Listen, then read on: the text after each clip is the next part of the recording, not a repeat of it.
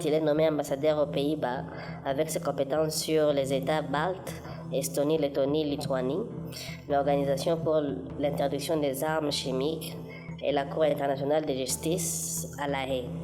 Il y reste jusqu'en 2024 promouvant les intérêts rwandais en matière de justice internationale et de non-prolifération. Membre actif du PST depuis les années 2010, dont il devient vice-président, Nduhungirehe se distingue par son utilisation des réseaux sociaux et des forums en ligne pour défendre les bilans du régime de Paul Kagame, notamment sur les thèmes de la réconciliation post-génocide et du développement économique. Cette visibilité numérique le propulse sur la scène politique nationale. En septembre 2017, il est nommé secrétaire d'État aux affaires étrangères, à la coopération régionale et aux affaires de la communauté d'Afrique de l'Est, un poste qu'il occupe jusqu'en avril 2020. À ce titre, il joue un rôle pivotal dans l'intégration régionale, notamment dans la négociation sur la libre circulation et le commerce intra-africain.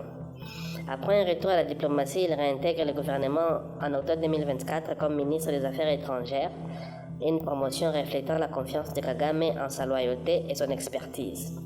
En 2025, l'année marquant son premier anniversaire à la tête du ministère, Nduhungirehe est au cœur des efforts diplomatiques rwandais.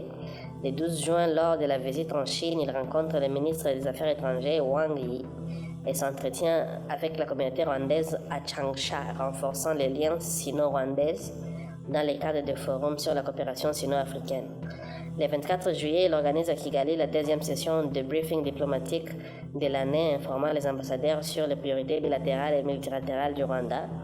Sur les fronts régionaux, il signe le 15 octobre 2025 à Washington un accord de paix historique entre le Rwanda et la République démocratique du Congo, sous l'égide des États-Unis, aux côtés de la ministre congolaise Thérèse Kaikwamba Wagner et du secrétaire d'État américain Marco Rubio. Cet accord marque la phase 2 des négociations visant à apaiser les tensions à l'est de la RDC récemment. Le 18 novembre, il accueille pour déjeuner d'honneur le vice-premier ministre cambodgien Prak Sokhonn, consolidant les relations avec l'Asie du Sud-Est. Il rencontre également son homologue belge Pau Prince.